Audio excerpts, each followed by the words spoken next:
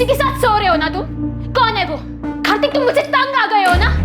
तुम्हें अब पहले जैसे नहीं लगती मैं। क्या बकवास कर रही हो तुम Natasha? You know baby, I love you. तुम्हारे अलावा मेरी लाइफ में और कोई नहीं है। झूठ मत बोलो मुझसे। दूध पीती बच्ची नहीं हूं मैं जो तुम्हें समझ ना पाऊं। सब जानती हूं मैं कार्तिक, और सच्चाई एक्सेप्ट कर ली है मैंने। बस नाम बताओ कौन है वो? Stop it now. मैं तुमसे प्यार करता हूं, इसका ये मतलब नहीं तुम जो भी बकवास करोगी मैं चुपचाप सुन लूंगा। ये रोज रोज के नखरे से मैं परेशान हो गया हूं। हाँ, परेशान तो हो गई मुझसे। कोई और जो मिल गई है तुम्हें। छुटकारा पाना चाहती हो ना तुम मुझसे हमेशा के लिए?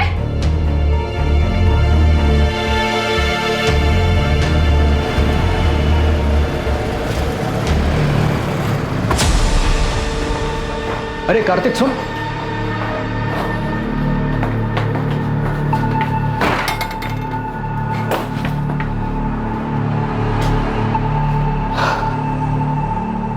क्या बात है कार्तिक, इतना परेशान क्यों है?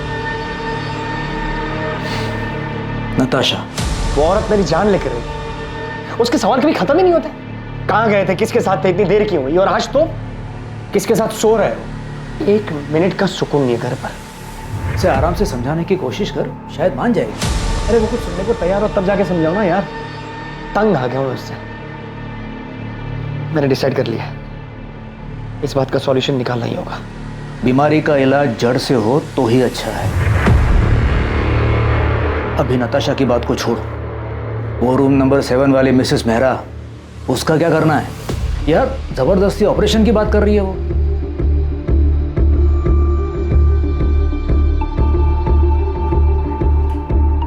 क्या हुआ? आप बहुत डिस्टर्ब लग रहे हैं। इसमें कौन सी नई बात है? फिर से झगड़ा हुआ क्या? हाँ, मेरी जिंदगी में एक ही तो परेशानी है।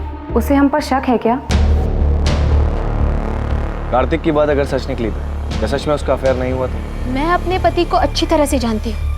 मुझसे उब गया है, छुटकारा पाना चाहता है वो मुझसे, पर मैं ऐसा कभी होने नहीं दूंगी। मैं तुम्हारे साथ हूं नताशा। आगे जो कुछ भी करना है सोच समझ के करना होगा।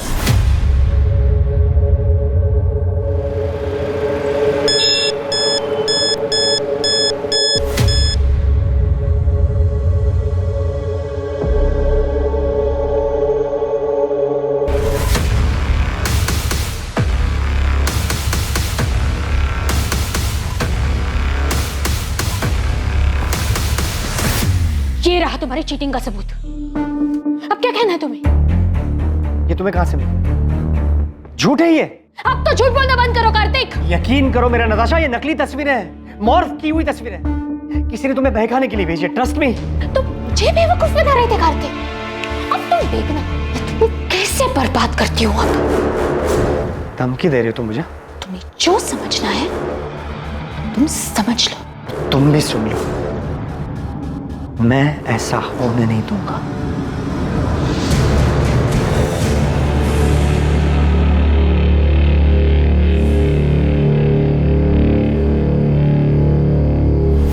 नहीं हुआ।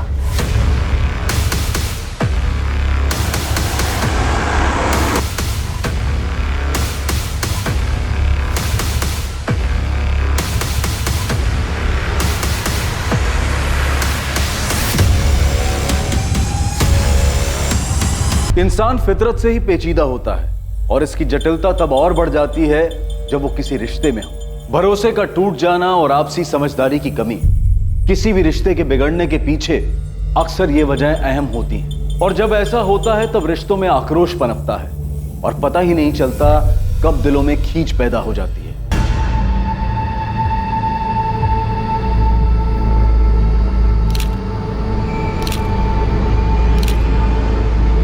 सर, विक्टिम को स्टैब किया गया है। गला दबाने के निशान भी साफ दिखाई दे रहे हैं और चेहरा भी बिगाड़ दिया गया है ताकि विक्टिम की पहचान को छुपाया जा सके। बॉडी पर और कोई भी जेवर नहीं है सिवाय इस ब्रेसलेट के। इसका लॉक खुलना बहुत मुश्किल है। मुझे लगता है कातिल जल्दबाजी में इसे छोड़कर भाग गया। इस मर्डर का मकसद तो लूट पाट ही दिखाई दे रहा है। ये देखिए सर, विक्टिम की उंगलियों पर रिंग के निशान है। शायद उन लोगों ने उतार ली होगी। शायद उस पत्थर से विक्टिम का चेहरा बिगाड़ा गया होगा। उस पर खून का निशान है। शायद वो खून विक्टिम का होगा। बॉडी को पोस्टमार्टम के लिए भेज दो और मर्डर केस फाइल करो। सर, मैं पास की सोसाइटी में रहता हूँ। मैं बालकनी पे खड़ा था, मैंने देखा कि एक वाइट कलर की वोजन 800 कार जो है झाड़ियों के पास रुकी।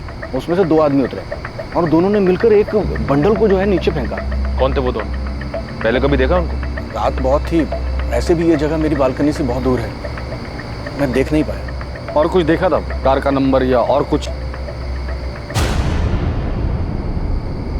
उनकी कार के पीछे राइट साइड के कॉर्नर में कुछ था, डिजाइन तो समझ नहीं आया, लेकिन कुछ रेडियम सा चमक रहा था, स्टिकर या समथिंग। कुछ और याद आ जाए तो हमें बता देना चाहिए।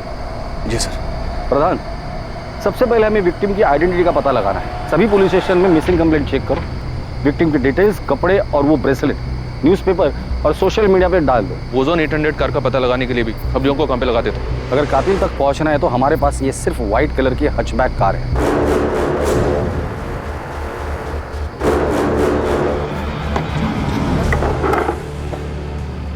राजीव, किसी को शक तो नहीं होगा ना कि ये गाड़ी मेरी थी? तो टेंशन मत ले, अगर हम शांत रहेंगे ना तो किसी को कुछ नहीं पता चलेगा, समझा? और ये गहने का क्या करना है? तू रख ले, इस काम का इनाम समझ। बस ध्यान रखना, कहीं ना भी बेचने की कोशिश भी मत करना।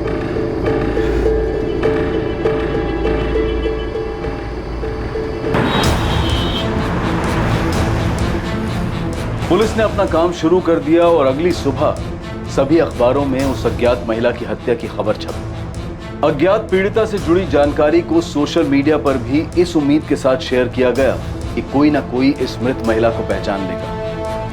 मुखबिरों को भी सक्रिय कर उस रेडियम स्टिकर वाली वोजान 800 कार का पता लगाने के लिए कहा गया, जिसका इस्तेमाल विक्टिम की लाश को ठिकाने लगाने के लिए किया गया था। पल्लवी मैम, हाँ, क्या हुआ सरिता? वो शास्त्री नगर वाले केस में उन तीनों बच्चों को कहाँ बेचा गया इसका पता चल गया। किसी चांद बेगम के कोठे पे हैं वो तीनों, डीबी रोड के रेड लाइट एरिया में। तुम ऐसा करो, अंजलि और पूजा से बात करो, उनसे कोऑर्डिनेट करके उन्हें कहो कि डायरेक्टली स्पॉट पर ही पहुंच जाए। मैं इंस्पेक्टर सिंह से बात करती हूँ, इस बार हमें तुरंत रेड करनी पड़ेगी। Okay ma'am. विक्टिम की एज 28 और 32 साल के बीच की है। टोटल 4 बार उसे स्टैब किया गया है। मर्डर वेपन जैसे कोई तेज धार वाला हथियार जैसे चाकू। स्टैबिंग के साथ साथ विक्टिम का गला भी दबाया गया है। दम घुटने की वजह से विक्टिम की मौत हुई है। कातिल नहीं चाहता था कि विक्टिम किसी भी हालात में जिंदा बचे। बॉडी पर काफी स्ट्रगल मार्क्स है, जैसे विक्टिम ने काफी हाथ पैर मारे होंगे, लेकिन उसे काबू में करने के लिए एक आदमी काफी नहीं होगा, इसलिए ऐसा लग रहा है कि हत्यारे एक से ज्यादा होंगे, but I am not sure. कोई सेक्सुअल असॉल्ट? नहीं, but victim was sexually active. मौत का समय क्या होगा? कल रात 10 और 12 के बीच। अज्ञात महिला की हत्या की खबर जंगल में लगी आग की तरह गुरुग्राम में फैल गई।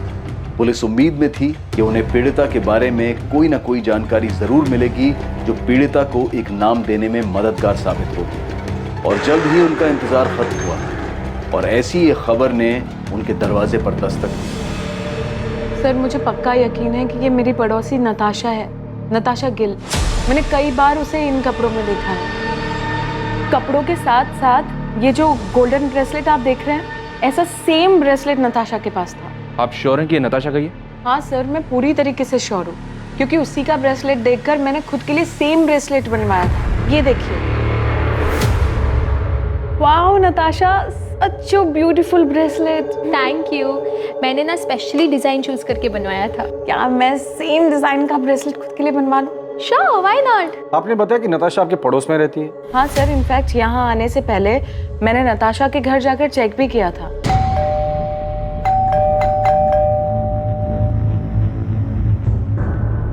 उसके बाद मैंने नताशा और उसके पति कार्तिक को फोन भी ट्राई किया, पर दोनों का नंबर स्विच ऑफ आ रहा था। ये सब देखकर मुझे लगा कि कुछ ना कुछ तो गड़बड़ है, इसलिए मैं सीधा यहाँ पर आ गई। आप मुझे कार्तिक और नताशा का नंबर लिख के दीजिए।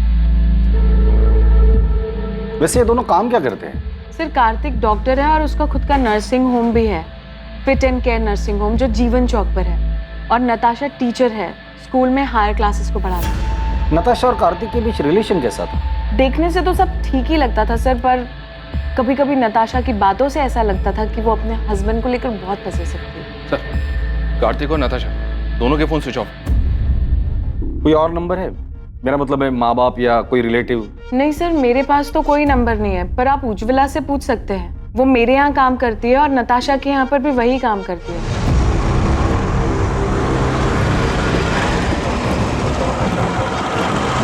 हाँ साहब, मैं ही नताशा दीदी और कार्तिक साहब के घर काम करने जाती हूँ। आज सुबह भी गई थी, उनका घर बंद था, लेकिन अक्सर ऐसा होता है कि वो लोग काम के लिए जल्दी निकल जाया करते थे, इसलिए साहब मुझे कुछ भी अजीब नहीं लगा। नताशा और कार्तिक के घर वालों के बारे में कुछ जानती हो?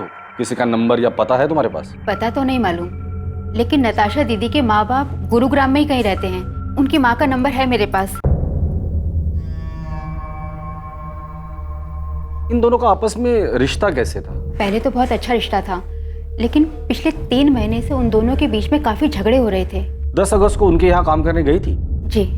क्या तब लड़ाई झगड़ा कुछ हुआ था? हाँ साहब, उस दिन भी उन दोनों के बीच में काफी झगड़ा हुआ था। ये तुम्हें कहाँ से मिले? झूठ है ये। अब तो झूठ बोलना बंद करो कार्तिक। तुम देखना मैं तुम्हें कैसे बर्बाद करती हूँ अब। नताशा ने? क्यों? वो अफेयर वाले शक को लेकर? हो सकता है साहब। ठीक है उज्ज्वला, तुम जा सकते, जरूरत पड़ेगी तो दोबारा बुला लो। जी साहब। साहब वो जो लाश है सच में नताशा दीदी की है? देखो, जब तक नताशा के परिवार वाले आके लाश को पहचान नहीं लेते हम कुछ नहीं कह सकते। नताशा के पेरेंट्स से बात हो गई है, वो डेड बॉडी की पहचान करने के लिए हॉस्पिटल आ रहे हैं। लेकिन सर, कार्तिक के बारे में उन्हें भी कोई खबर नहीं। अगर वो लाश नताशा की है तो बड़ी अजीब बात है। बीवी को मरे 2 दिन हो गए और पति गायब है। या तो कार्तिक भाग गया है या फिर उसके साथ भी कुछ हुआ है। ईशा, तुम्हारा असाइनमेंट कंप्लीट हुआ? कल तुम्हारी लास्ट डेट है ना? नहीं माँ। क्यों? और तुम कॉलेज भी नहीं गई आज? मेरा मन नहीं हो रहा था। अच्छा माँ, वो पापा से बात हुई? नहीं, और मुझे उनसे कोई बात करनी भी नहीं। अच्छा ठीक है बैठो, खाना खाओ। वो तुम्हारे पापा हैं, तुम उनसे बात नहीं करोगी तो सब क्या कहेंगे? जिसे जो बोलना है बोलने दो माँ, मुझे कोई फर्क नहीं पड़ता। जो कुछ भी हुआ है उसे अब पीछे छोड़कर आगे तो बढ़ना पड़ेगा ना। ईशा, मैं तुमसे बात कर रही हूँ, फोन साइड में रखो। माँ, आपने ये मैसेज देखा? क्या?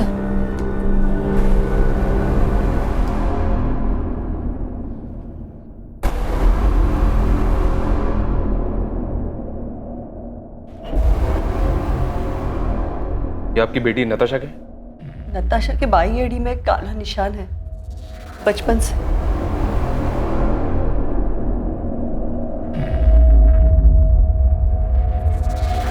नताशा, नताशा, नताशा,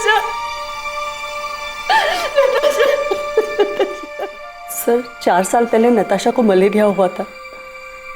तब हमने कार्तिक के नर्सिंग होम में ही उसी की एडमिशन की थी। कार्तिक और नताशा पहली बार वहीं पे मिले थे। हमें उनके रिश्ते के बारे में बहुत बाद में पता चला। कार्तिक मुझसे 12 साल बड़ा हुआ तो क्या हुआ, उसे क्या फर्क पड़ता है? हम एक दूसरे से बहुत प्यार करते हैं, ये काफी नहीं है? नताशा, तुम अभी समझ नहीं रही हो। 12 साल बहुत होते हैं, और फिर कार्तिक की एक बार पहले शादी हो चुकी है। तुम्हें उससे बेहतर लड़का मिल जाएगा। मुझे बेहतर लड़का नहीं चाहिए पापा, मुझे बस कार्तिक चाहिए। मैं कार्तिक से प्यार करती हूँ। नताशा, तुम हर वक्त अपनी मनमानी नहीं कर सकती। आखिर समाज में भी हमारी कुछ इज्जत है।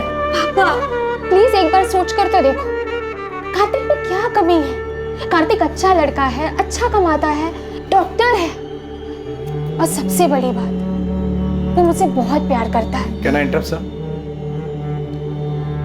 सर, मैं आपसे वादा करता हूं मैं नताशा का ख्याल रखूं, आपको कोई शिकायत का मौका नहीं दूंगा।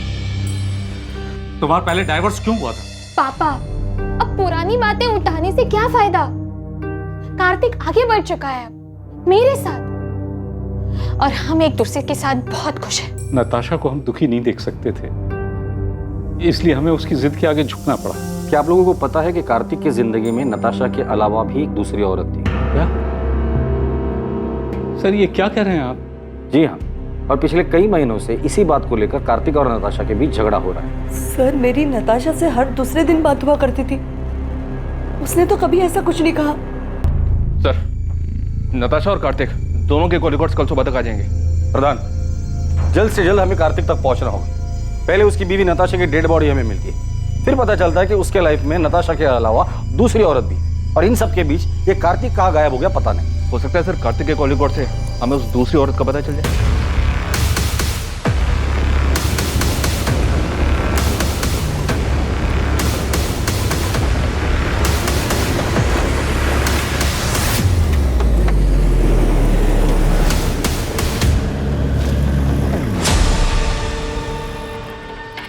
क्या भाई, कब से देख रहा हूँ पीछा कर रहा है मेरा।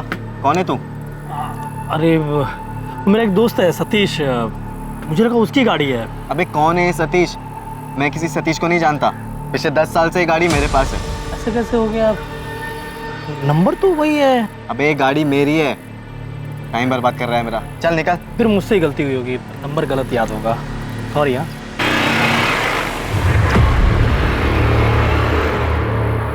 हाँ विक्रांत बोल। राजीव, वो एक आदमी मेरा पीछा कर रहा था गाड़ी से। पीछा कर रहा था? तो तूने क्या किया? मैंने उससे जब पूछा तो बोल रहा था कि किसी सतीश की गाड़ी है ये। तूने उसकी शक्ल देखी ना? वो दिखने में कैसा था? मतलब पुलिस वाला लग रहा था क्या तुझे? नहीं, पुलिस वाला तो नहीं लग रहा था वो। तू फालतू में टेंशन ले रहा। अबे हमने पीछे कोई सबूत छोड़ा ही नहीं है, कोई तुझ तक नहीं पहुंच पाएगा विक्रांत। ठीक है राजीव। सर, कॉल रिकॉर्ड्स के हिसाब से नताशा रात को 10 बजे अपने घर वाले एरिया से बाहर निकली थी। फिर उसका फोन एक जगह से दूसरी जगह लगातार मूव होता रहा और 1 घंटे बाद तकरीबन रात को 11 बजे उसका फोन स्विच ऑफ हो गया। उसके फोन पर लास्ट कॉल रात को 9:30 बजे था सर, 44756 इस नंबर से। मतलब कॉल आने के आधे घंटे बाद वो घर से निकली, जरूर कॉलर से मिलने गई। किसका नंबर है? ये नंबर भी स्विच ऑफ है सर, इसकी भी डिटेल्स निकल पा रहा हूँ। कार्तिक का कुछ पता चला? उसके कॉल रिकॉर्ड्स क्या कहते हैं? सर 10 अगस्त की रात को कार्तिक का फोन रात को 11:50 पर स्विच ऑफ हुआ था। उसका last location new Delhi airport है। मतलब मर्डर करके सीधा भागने का प्लान था। सर कार्तिक के कॉल रिकॉर्ड में 2 नंबर्स और मिले, एक है मोना सहगल का और दूसरा है डॉक्टर अभय सचदेवा का। कार्तिक ने फोन स्विच ऑफ करने से जस्ट पहले इस डॉक्टर अभय सचदेवा को कॉल किया था। यह अभय उसी के नर्सिंग होम में उसके साथ काम करता है। और ये मोना? ये भी कार्तिक के नर्सिंग होम में नर्स है सर। कार्तिक और मोना के बीच पिछले 3 महीनों से काफी बातें हो रही थी। कार्तिक का जिसके साथ अफेयर चल रहा है वो दूसरी औरत मोना ही है। पता नहीं इस मोना को पुलिस स्टेशन बुलाओ और तुम फिट एंड के नर्सिंग होम में जाकर डॉक्टर अभय से मिलो और कार्तिक के बारे में पता करो। नताशा का मर्डर हो गया? कब? कैसे? और कार्तिक, क्या उसे पता है? ये तो आप बेहतर बता सकते हैं। आप क्या कह रहे हैं सर? 10 अगस्त की रात को 10 से 12 के बीच नताशा का मर्डर होता है और उसी दौरान कार्तिक आपको कॉल करता है। काम हो गया? हाँ हो गया। उसकी लास्ट लोकेशन एयरपोर्ट है और उसके बाद से उसका फोन स्विच ऑफ है। कहाँ छुपा हुआ है कार्तिक? सर कार्तिक सर मुंबई गए हैं मेडिकल कॉन्फ्रेंस के लिए। 10 तारीख की रात की उनकी फ्लाइट थी। मेडिकल कॉन्फ्रेंस के लिए गया तो फोन क्यों स्विच ऑफ? सर मुझे नहीं पता, बल्कि मैंने और अभय सर ने तो कई बार उनका नंबर ट्राई किया है। अच्छा, तुम्हारे और कार्तिक के बीच रिलेशन क्या है? वही सर जो एक डॉक्टर और नर्स के बीच में होता है। ये तुम दोनों के कॉल रिकॉर्ड। नर्सिंग होम में दिन भर काम करने के बाद हर रात इतनी देर किस बात पर डिस्कशन करते हो तुम दोनों? नताशा को मारने का प्लान तुम दोनों ने मिलकर बनाया था? नहीं सर, ऐसी कोई बात नहीं है। ऐसे कैसे कोई बात नहीं है डॉक्टर अभय? कार्तिक ने उस रात को लास्ट कॉल आपको ही किया था। जी वो नर्सिंग होम की सप्लाईज के बारे में बात करनी थी। क्या बात करनी थी? कंसाइनमेंट डिले हो गया था ना, उस बारे में। किस चीज का कंसाइनमेंट? कहाँ से आने वाला था और कब आने वाला था?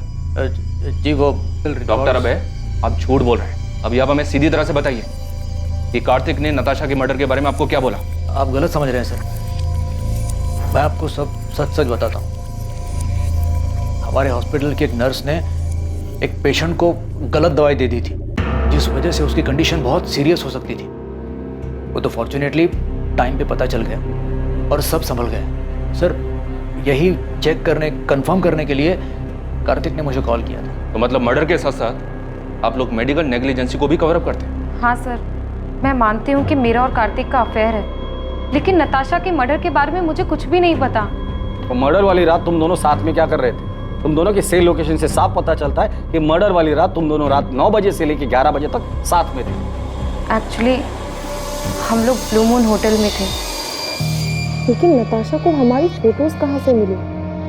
यही तो मेरी समझ में भी नहीं। धमकी भी दे रखी है मुझे, तो मुझे बर्बाद कर देगी। तो अब आगे क्या करना है? इससे पहले कि नताशा नाम का सरदर्द नासूर बने, मुझे इसका जड़ से इलाज करना होगा। तो नताशा से छुटकारा पाने के लिए कार्तिक ने नताशा को रास्ते से ही हटा दिया? सर उस रात मैं और कार्तिक साथ में ड्रिंक कर रहे थे। नताशा ने जीना मुश्किल कर दिया। हर रोज नए ड्रामे करती है। आज तो पता नहीं कहाँ से उसे मेरे और मोना के फोटोज हाथ लगे। लेकिन उसके पास फोटोग्राफ्स आए कहाँ से? पता नहीं यार कहाँ से मिले। लेकिन अब इस बात का परमानेंट सॉल्यूशन ढूंढना है। मतलब कार्तिक ने नताशा को मारने की बात की थी? सर मुझे नहीं पता कि कार्तिक ने ऐसा क्यों कहा, उसके कहने का क्या मतलब था, लेकिन मैं कार्तिक को अच्छे से जानती हूँ, वो ऐसा बिल्कुल भी नहीं कर सकता। सर हमने हमारे रिलेशन को सीक्रेट रखा था, अगर किसी को ये बात पता थी तो वो बस डॉक्टर अभय है। तो क्या वो पिक्चर्स डॉक्टर अभय ने नताशा को भेजी? नहीं सर, भला मैं क्यों नताशा को कार्तिक और मोना के पिक्चर्स दूंगा, वो पहले इतना परेशान था। रही बात नताशा के मर्डर की, तो सर मुझे नहीं लगता कार्तिक ऐसा कुछ करेगा। कार्तिक मुंबई में जिस मेडिकल कॉन्फ्रेंस के लिए गया है, वहां किसी को बोल के उससे बात कर सकते हैं आप? सर कार्तिक का पता चल गया है, वो अभी मुंबई में ही है, बात हो गई है उससे, वो यहाँ गुरुग्राम के लिए निकल रहा है। कार्तिक को तो पता ही नहीं है कि उसकी वाइफ नताशा का मर्डर हो चुका है। जब उसको बताया काफी चौंक गया था। क्या वाकई में कार्तिक सच बोल रहा था? क्या वाकई उसे नताशा की मर्डर की कोई खबर नहीं थी? और अगर कार्तिक को इस बारे में कुछ पता नहीं था तो उसने पिछले 2 दिन से अपना फोन क्यों ऑफ कर रखा था? या फिर यह हत्या कार्तिक की तरफ से एक परफेक्ट मर्डर था, जिसमें हत्या के वक्त उसका गुरुग्राम से बाहर मुंबई में होना सिर्फ उसकी प्लानिंग का एक हिस्सा था ताकि वो आरोपों से बच सके? इन सारे सवालों के जवाब पुलिस को सिर्फ कार्तिक से मिल सकते थे। कितनी बार बताऊं सर, मैंने फोन स्विच ऑफ नहीं किया था। मोना से मिलने के बाद मैं कैब लेकर एयरपोर्ट के लिए निकला था और गलती से फोन कैब में छूट गया। नताशा से पहले भी तुम्हारी एक शादी हुई थी, वो बीवी कहाँ है? उसकी डेथ हो चुकी है। उसी के बाद मैंने नताशा के साथ शादी की। नताशा के माँ बाप को झूठ क्यों बोला था कि तुम्हारा डिवोर्स हुआ है?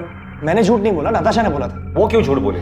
मैं कैसे बता सकता हूँ? 10 अगस्त की रात जब तुम तुम्हारे दोस्त अभय के साथ ड्रिंक कर रहे थे, तब तुमने कहा था कि नताशा का परमानेंट सॉल्यूशन ढूंढना है। अब इस बात का परमानेंट सॉल्यूशन ढूंढना होगा। और यही बात तुमने मोना से भी कही थी मर्डर वाली रात। इससे पहले कि नताशा नाम का सरदर्द नासुर बने, मुझे इसका जड़ से इलाज करना। मेरे कहने का मतलब ये नहीं था सर, मैं डिवोर्स की बात कर रहा था।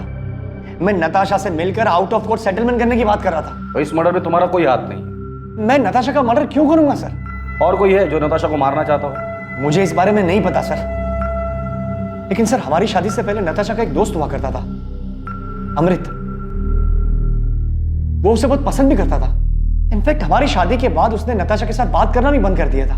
हाँ सर, मैंने उससे बात करनी बंद कर दी क्योंकि मैं नताशा को पसंद करता था, लेकिन नताशा कार्तिक से प्यार करती थी। उस वक्त मैं ये देख नहीं पाया और मैंने उससे बात करनी बंद कर दी। और फिर 3 साल बाद तुम दोनों में बातें शुरू हो गई। तुम्हें लगा इस बार तुम्हारा चांस लगेगा, क्योंकि नताशा कार्तिक से नाराज थी। तूने बात करने की कोशिश की, लेकिन नताशा ने मना कर दिया और इसलिए गुस्से में आकर तुमने नताशा को मार डाला। सर मैंने किसी को नहीं मारा और ना ही मैं नताशा से प्यार करता था। 3 महीने पहले इत्तेफाकन वो मुझे एक सोशल नेटवर्क की साइट पे मिली। हमारी बातचीत हुई और नंबर एक्सचेंज किया। चल मान लेते कि तू जो कुछ भी बोल रहा है वो सच बोल रहा है।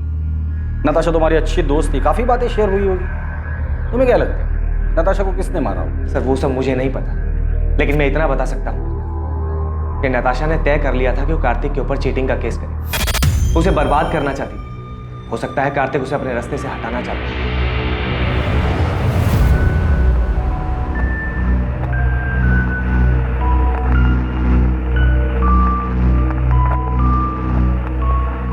ये कार्तिक तो हमारे साथ गेम खेल रहा है। मतलब? इसने हमसे कहा था कि इसकी एक्स वाइफ की डेथ हो चुकी है। तो क्या वो जिंदा है? वो जिंदा ही नहीं है सर, वो नताशा के क्रिमेशन में भी आई थी।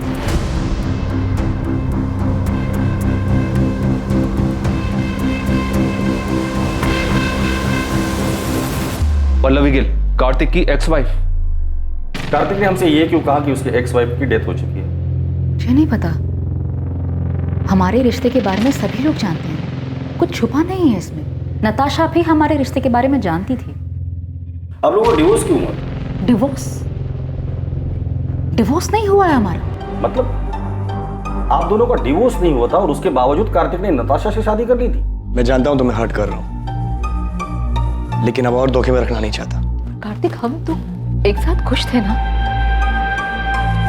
फिर ये अचानक से क्या हो गया? पल्लवी, मैं नताशा को शादी करने का वादा कर चुका। कार्तिक अपना मन बना चुका था। वो नताशा से प्यार करता था और मेरे पास उसे रोकने की कोई वजह बची नहीं थी। आप दोनों की शादी कब हुई थी? 2007 में लव मैरिज थी। दोनों का कोई बच्चा? अच्छा माँ, वो पापा से बात हुई? नहीं। वैसे नताशा की वजह से आप दोनों की शादी टूटी थी, तो नताशा के लिए आपके दिल में रंजिश तो रही होगी। नताशा के लिए रंजिश रखकर मैं क्या करती? मैंने जो किया था उसका किया तो भुगतना ही था। मतलब मैं कार्तिक की पहली बीवी नहीं हूँ ना, मैं उसकी दूसरी बीवी हूँ। क्या? तो उसकी पहली बीवी कौन है और कहाँ है? गीता नाम है उसका, रोहतक से है वो। जब कार्तिक मुझसे मिला था वो शादीशुदा था, हमारे बीच में प्यार हुआ, मैं उनके बीच में आ गई थी, तो उसने गीता को डिवोर्स दे दिया। मतलब आप कह रही है कि कार्तिक की 3 शादियां हो गई है और उसके बावजूद अभी उसका किसी और के साथ अफेयर चल रहा है? कार्तिक हमेशा ऐसे ही खुदगर्ज था, बस मैं प्यार में अंधी हो गई थी। गीता कार्तिक की पहली बीवी, उसका एड्रेस है आपके पास?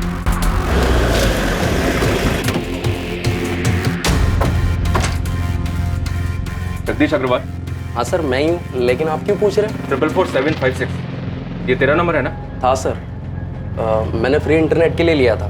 उसके फोन पर लास्ट कॉल रात को 9:30 बजे था सर। 444756 इस नंबर से। ये नंबर भी स्विच ऑफ है सर, इसकी भी डिटेल्स निकलवा रहा हूँ। अभी सच सच बोल, नताशा गिल को क्यों मारा? नताशा? सर ये कौन है और मैं किसी को क्यों मारूंगा? तू एडीआई कॉलेज में पढ़ता है ना? नहीं सर, मैं तो एसआरवी कॉलेज में पढ़ता हूँ। सर मुझे नहीं पता आप किस मर्डर की बात कर रहे हो, मैं किसी नताशा को नहीं जानता। और इंटरनेट यूज़ करने के बाद मैंने वो सिम कार्ड फेंक दिया था सर। और तेरी इस लापरवाही की वजह से किसी ने उस सिम कार्ड का इस्तेमाल करके बहुत सफाई के साथ मर्डर कर दी। सच सच बता, नताशा के मर्डर में कहीं तेरा हाथ तो नहीं? दिमाग खराब हो गया तेरा, क्या बोलना क्या चाहता तू? पुलिस को तुझ पे शक। उस रात तूने कहा था कि तू नताशा से काफी परेशान था, उससे पीछा छुड़ाने के लिए कुछ करने की सोच रहा था। अभय, मैं मुंबई से लौटने के बाद नताशा के साथ डिवोर्स देने की सोच रहा था। ये बात तू मुझे उस रात भी कह सकता था। मुझे भरोसा नहीं मुझ पर। मैं तुझ पे भरोसा करना चाहता हूँ, एंड आई ट्रूली होप कि तू सच बोल रहा है।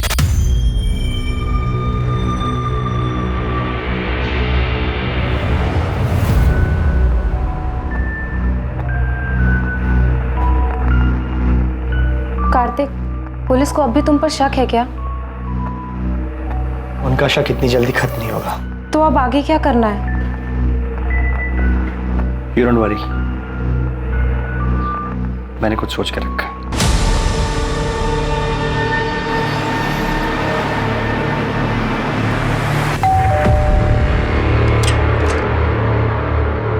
गीता कक्कड़ जी। जी, कार्तिक और मेरी शादी तो बहुत ही कम उम्र में करा दी गई थी, और जैसे ही उसकी पढ़ाई कंप्लीट हुई तो दिल्ली के एक हॉस्पिटल में उसकी जॉब भी लग गई। पहले तो हफ्ता 2 हफ्ते में अक्सर वो घर चला आया करता था, लेकिन फिर धीरे धीरे हफ्ते महीने में बदल गए। आपका और कार्तिक का डिवोर्स कब हुआ? 2007, जब कार्तिक दिल्ली में था तब उसकी मुलाकात पल्लवी से हुई। मुझे तो उनके रिश्ते की कोई भनक भी नहीं थी, लेकिन फिर अचानक कार्तिक ने सामने से आके मुझे सब कुछ बता दिया। इसलिए जब उसने मुझसे डिवोर्स मांगा तो मैंने मना नहीं किया। कार्तिक का काम अच्छा चल रहा था, तो मुझे लगा कि वो हमारी बेटी को एक अच्छी जिंदगी दे पाएगा, इसलिए मैंने हमारी बेटी की कस्टडी उसे सौंप दी। आपकी और कार्तिक की एक बेटी भी है? जी हाँ, ईशा गिल, और वो अपने पापा कार्तिक और पल्लवी के साथ ही तो रहती है। लेकिन कार्तिक और पल्लवी दोनों ने हमें ईशा के बारे में तो कुछ नहीं बताया। कार्तिक आखिर झूठ क्यों बोल रहा था? क्या वो खुद को बचाना चाहता था या फिर किसी और को? पल्लवी से मेरी शादी हुई तब ईशा 7 साल की थी। शुरुआत से ही मैंने ईशा को अपनी बेटी माना था। मैंने और कार्तिक ने दोनों ने मिलकर इसे बड़ा किया है। लेकिन फिर पापा की जिंदगी में नताशा आई और सब कुछ बिखर गया। मैं ईशा को अपने साथ रखना चाहता था, उसे कभी छोड़ना नहीं चाहता था। लेकिन मैं माँ को छोड़कर कहीं नहीं जाना चाहती थी, खासकर उस नताशा के साथ रहने के लिए, जिसकी वजह से मेरी माँ को इतनी ठेस पहुंची। मैंने वो घर छोड़ा था, लेकिन ईशा को कभी नहीं छोड़ा। वो मेरी इकलौती औलाद है। मेरे लिए मेरी फैमिली सिर्फ मेरी माँ है सर, और कोई भी नहीं। और अगर पापा को मेरी इतनी चिंता होती तो वो मुझे छोड़कर कभी नहीं जाते। कार्तिक, पल्लवी और ईशा तीनों से बात करके सिर्फ फैमिली ड्रामा सामने आ रहा है। अभी तक हमारे पास किसी के खिलाफ कोई सबूत भी नहीं है और ना ही कोई वजह। सर, कार्तिक के कॉल रिकॉर्ड्स के हिसाब से भी उसकी और नताशा की लोकेशंस अलग अलग है। मैंने पल्लवी और ईशा के कॉल रिकॉर्ड्स भी स्टडी की। इंसिडेंट के वक्त ये दोनों घर पर ही थे। इनके अलावा डॉक्टर अभय, नताशा का फ्रेंड अमृत और नर्स मोना, इनके खिलाफ भी कुछ नहीं मिला। तो प्रधान, नताशा को मारा किसने? किसने की होगी इतनी जबरदस्त प्लानिंग जो हमारे हाथ ही नहीं लग रहे? साहब अंदर आऊं क्या? आजा बहादुर, कुछ अच्छी खबर है तो बता। साहब, हमने गुरुग्राम में आपकी सफेद कार को पूरी तरह छान मारा, लेकिन किसी भी कार पे वो स्टिकर नहीं दिखा सर। यहाँ तक कि एनसीआर इलाके में भी ढूंढा, लेकिन वो स्टिकर वाली कार नहीं दिखी सर। और नताशा के गहनों के बारे में कुछ पता चला? अभी मार्केट में आए नहीं है, और सर वो सुपारी वाले एंगल से भी कुछ मिला नहीं। तुमने कहा था कि गुरुग्राम में 3 ओजोन 800 सफेद कार है, लेकिन किसी पर भी स्टिकर नहीं है, पता है मुझे। उन कार और उसका नाम और एड्रेस है तुम्हारे पास? हाँ साहब, वो तो मैंने पहले ही पता कर लिया। मुझे लगता है कातिल ने वो रेडियम स्टिकर निकाल दिया होगा। प्रधान, इन तीनों को हिस्से निकालो और उठाकर लेकर आओ। मुझे लगता है इन तीनों में से कोई एक तो हमारे काम का आदमी है।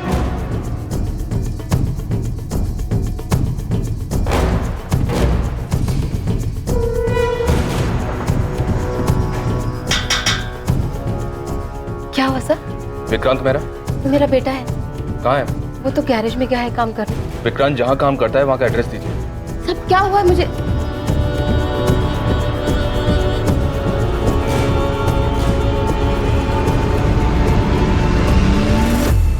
विक्रांत गैरेज में नहीं है, और कहाँ जा सकता है? मुझे नहीं पता साहब। सर ये देखिए सर, ये विक्रांत के कमरे से मिला है, जूतों के डब्बों में छुपा कर रखा गया था। और सर विक्टिम के पति ने जो हमें फोटोज दी थी उससे ये मैच करता है सर। ये इतने महंगे गहने, ये किसके है साहब? उस औरत के जिसका खून आपके बेटे ने किया। खून?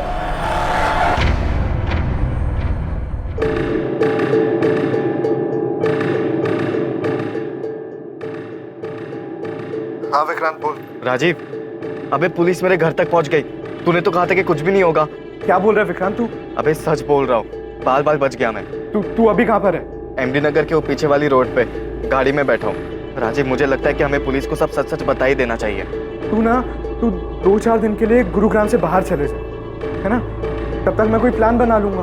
मैं तुझे 2 दिन का वक्त दे रहा हूँ। अगर तूने मुझे इस झमेले से नहीं निकाला ना तो मैं खुद ही पुलिस को जाकर सब सच सच बता दूंगा।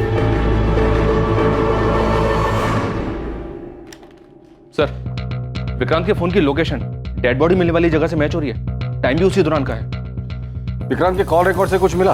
विक्रांत जिस नंबर पे रेगुलर टच में था उन सारे नंबर्स की डिटेल्स निकलवा रहा हूँ सर। और वो मनोहर जिसने डेड बॉडी को गाड़ी से उतारते हुए देखा था, उसने बताया था 2 आदमी थे। एक तो ये विक्रांत ही है, दूसरे आदमी का पता लगाना बाकी है। विक्रांत का कुछ पता चला? विक्रांत के घर पे कांस्टेबल्स लगा दिए सर। विक्रांत और उसकी माँ का फोन ट्रैक कर रहे हैं। साहब,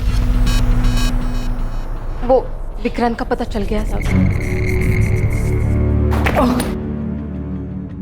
मुझे क्या लगा था गाड़ी धोने से सबूत धुल जाएंगे। मेरी सफेद ओजोन 800 हमने फॉरेंसिक में भेज दी है, जिसमें नताशा के खून के ट्रेस मिल ही जाएंगे। इसलिए कोई भी कहानी सुनाने के बारे में सोचना भी मत। सीधे सीधे बता दे नताशा को क्यों मारा। सर मैंने उसको नहीं मारा, मैं तो उसका नाम तक नहीं जानता था। सर वो मेरा बचपन का दोस्त राजीव 9 तारीख को मुझसे मेरी गाड़ी लेकर गया था और फिर 10 तारीख की रात को उसने मुझे कॉल किया किसी पीसीओ से और मोहल्ले के बाहर बुलाया मिलने के लिए। सर मैं फंस गया था, इसलिए मुझे उसके साथ जाना पड़ा क्योंकि मेरी गाड़ी उसके साथ थी। मैं उस औरत को नहीं जानता था सर, सच बता रहा हूँ। क्या हो गया राजीव, तेरा फोन क्या? तूने मुझे लैंडलाइन से क्यों कॉल किया था? तू अंदर आ, मैं सब बताता हूँ।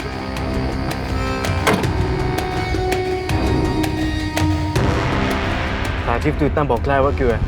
कुछ बताएगा मुझे क्या हुआ? सर मैं प्यार के जुनून में अंधा हो गया था सर। उसे पाने के लिए जो बन पड़ा मैंने किया सर। किसके प्यार का जुनून? नताशा के? नहीं सर, ईशा के। ईशा के लिए तूने नताशा को मार दिया? हाँ सर। तो ईशा ने तुम्हें कहा था नताशा को मारने के लिए? नहीं सर, उसकी माँ पल्लवी ने कहा था सर।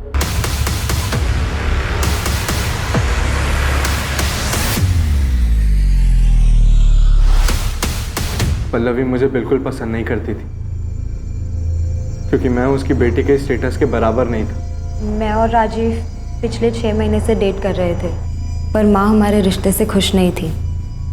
तकरीबन 1-1.5 महीने पहले मैंने राजीव को घर बुलाया था लंच पर, ताकि माँ उसे और जान सके। जब मैंने राजीव को घर पे देखा तो मुझे लगा कि इस मर्डर को अंजाम देने में मैं उसका इस्तेमाल कर सकती हूँ, इसलिए मैंने उसके सामने एक शर्त रखी। तुम अगर ईशा के साथ रहना चाहते हो,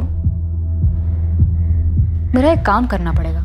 मैं आपकी बेटी से प्यार करता हूँ और ईशा के साथ के लिए मैं कुछ भी करने के लिए तैयार हूँ। किसी की जान ले सकते हो? माँ, इस सब में आप राजीव को क्यों खींच रही हो? तुम्हारे साथ रहना चाहता है ना, तुम्हारा साथ नहीं दे सकता। राजीव नताशा को मारने के लिए तैयार था, ईशा नहीं चाहती थी कि वो किसी पछड़े में पड़े। मैं उसका इस्तेमाल नहीं कर सकती। हाँ, अगर वो तुमसे प्यार करता है तो तुम्हारे लिए इतना तो कर ही सकता है। लेकिन माँ, आप ऐसे कैसे किसी और की लाइफ डेंजर में डाल सकती हो? उसका तो इन सब से कोई लेना देना भी नहीं है। थोड़ा अकल से काम लो ईशा। कल को अगर नताशा के मर्डर की बात पुलिस तक पहुंच भी जाती है तो राजीव पर हम सारा ब्लेम डाल सकते हैं। माँ, अगर ये सब बात आप ना ही करो तो बेहतर होगा। राजीव पर प्यार का भूत सवार था। वो किसी भी तरह हमारे रिश्ते पर माँ की हामी चाहता था, इसलिए उसने मेरे लिए अपने सर पर इतना बड़ा खतरा उठा लिया। वो तो उसे करना ही था, बेवकूफ है वो। नताशा को कैसे मारा और क्यों? नताशा को मारने के लिए उसे उसके घर से बाहर निकालना जरूरी था, और मेरे कुछ भी कहने से वो घर से बाहर निकलने वाली थी नहीं। उसे कुछ मजबूत चारा देने की जरूरत थी। और फिर मैंने उसे वो चारा दी। ईशा की माँ कार्तिक और मोना के बारे में सब जानती थी, उसे सब पता था उनके अफेयर के बारे में। और यही बात मैंने एक अज्ञात कॉलर बनकर नताशा के कान में भरी। मैं उसे एक ऐसे नंबर से कॉल और मैसेज करता था जो मेरा नहीं था, मुझे कहीं पड़ा मिला था। और आगे का प्लान ये था कि धीरे धीरे मैं नताशा का विश्वास जीत लूँगा। और इन सब के लिए मुझे कार्तिक और मोना की एक पिक्चर चाहिए थी।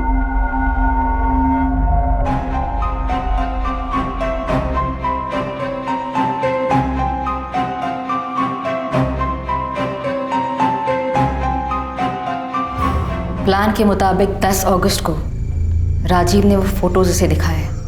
मुझे पता था नताशा वो फोटोज देखकर बहुत अपसेट हो गई। फिर रात 9:30 बजे मैंने नताशा को कॉल कर मिलने बुलाया। मैंने कहा कि मुझे पता है कार्तिक कहाँ है और किसके साथ है, और 1 लाख रुपए के बदले में मैं उसे वहाँ ले जा सकता हूँ। और नताशा कार्तिक को रंगे हाथों पकड़ना चाहती थी। वो तुरंत राजी हो गई। फिर थोड़ी देर बाद ही मैंने नताशा को मार्केट रोड के चौराहे से पिक किया। कहाँ है कार्तिक? किसके साथ है? मैं आपको वहीं लेके जा रहा हूँ। आप पैसे लाए हो? हाँ, पूरे 1 लाख है, पर काम हो जाने के बाद। ये कहाँ लेके आ गए हो तुम मुझे? यहाँ जंगल के बीच में तुमने गाड़ी क्यों रोक दी? बस 1 मिनट। पल्लवी, ईशा, तुम दोनों यहाँ पे क्या कर रहे हो?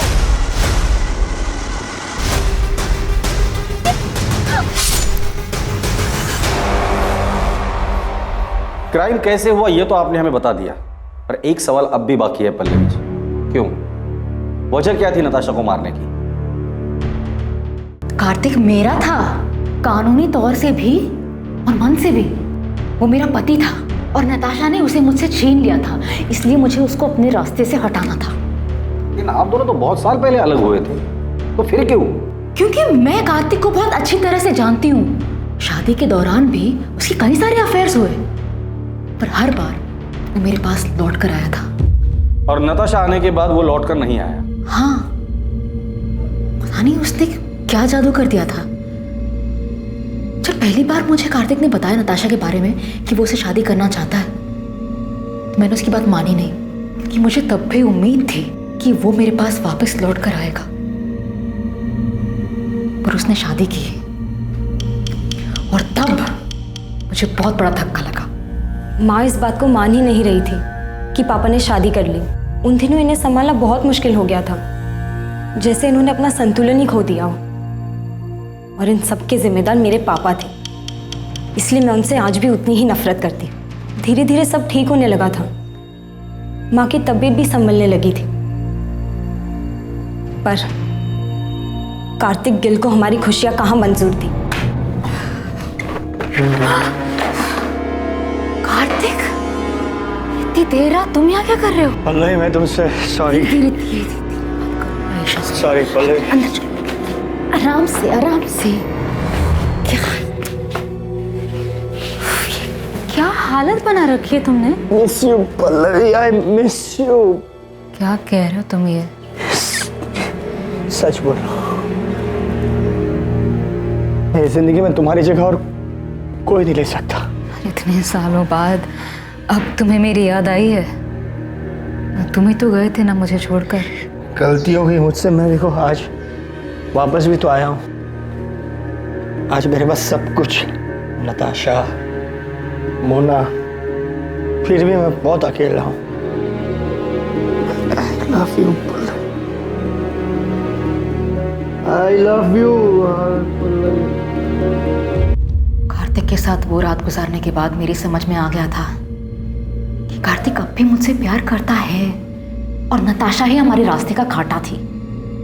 इसलिए नताशा को रास्ते से हटाने का प्लान तुमने बना लिया, और उसमें ईशा को भी शामिल कर लिया। क्या माँ, आपको समझ भी रहा है आप क्या सोच रही हो? तुम नहीं समझ रही हो मैं क्या बोल रही हूँ। नताशा के जाने के बाद सब कुछ पहले जैसा हो जाएगा। हम सब लोग खुशी खुशी रहने लग जाएंगे। तुम्हारे पापा भी हमारे साथ रहेंगे। माँ, प्लीज संभालो खुद को और मेरी बात को समझो। ये सब करने का कोई फायदा नहीं होगा माँ, पापा लौटकर नहीं आने वाले। उषा प्लीज मेरी मदद करो। मैं अपनी माँ की तरह सपनों में नहीं जीती। मैं जानती थी ऐसा कुछ नहीं होगा। पापा की फितरत बदलने वाली नहीं थी।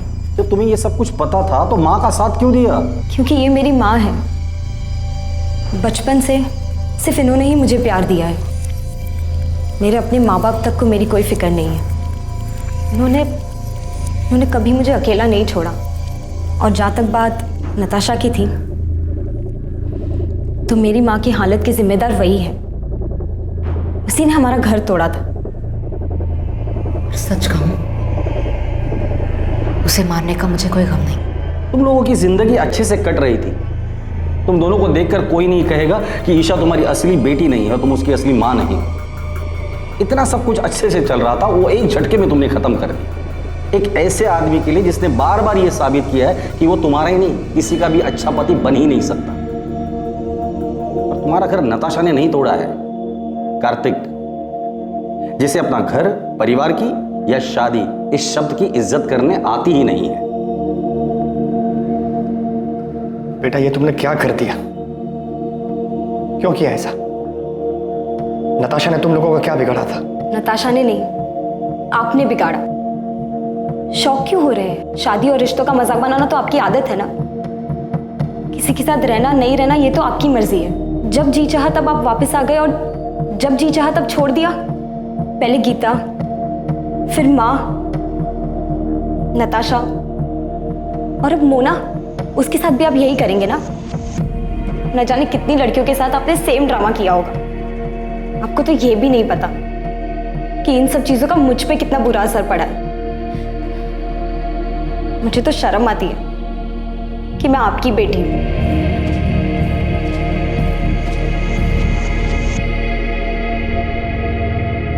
पल्लवी गिल, उसकी बेटी ईशा गिल और ईशा के बॉयफ्रेंड राजीव वालिया को नताशा की हत्या के आरोप में आईपीसी की धारा 302 और सबूत मिटाने के लिए आईपीसी की धारा 201 के तहत बुक किया गया है। राजीव का फ्रेंड विक्रांत मेहता, जो कि अपराध में इस्तेमाल हुई कार का मालिक था, उस पर आईपीसी की धारा 201 के तहत आरोप लगा है। पल्लवी हर हाल में कार्तिक को पाना चाहती थी, जिसके लिए उसने बिना कुछ सोचे समझे नताशा की हत्या कर दी। पल्लवी भावनात्मक रूप से उस हद तक पहुंच गई थी जहां तर्क और समझदारी बेकार लगने लगे थे, जहां पल्लवी को अपराध ही एकमात्र जरिया दिखाई दे रहा था और उसने इस जुर्म में ईशा को भी भागीदार बना लिया। बेशक पल्लवी गलत थी, लेकिन वो अकेली गलत नहीं थी। अगर ईशा चाहती तो अपनी मां को समझाकर इस जुर्म को होने से रोक सकती थी, लेकिन उसने भी अपने अंदर की कड़वाहट के कारण समझदारी, लॉजिक और कॉमन सेंस को दरकिनार कर दिया। भावनात्मक रूप से उथल पुथल होने के वक्त लिया गया हर फैसला इसमें शामिल लोगों के लिए हमेशा तबाही लाने वाला ही होता है। फिर मुलाकात होगी एक और नए केस के साथ। देखते रहें क्राइम पेट्रोल सतर्क, सोमवार से शुक्रवार रात 11 बजे। और याद रखें, क्राइम और आपके बीच में सिर्फ इतना फर्क है कि आप कितने सतर्क हैं। सतर्क रहें, सुरक्षित रहें। जय हिंद।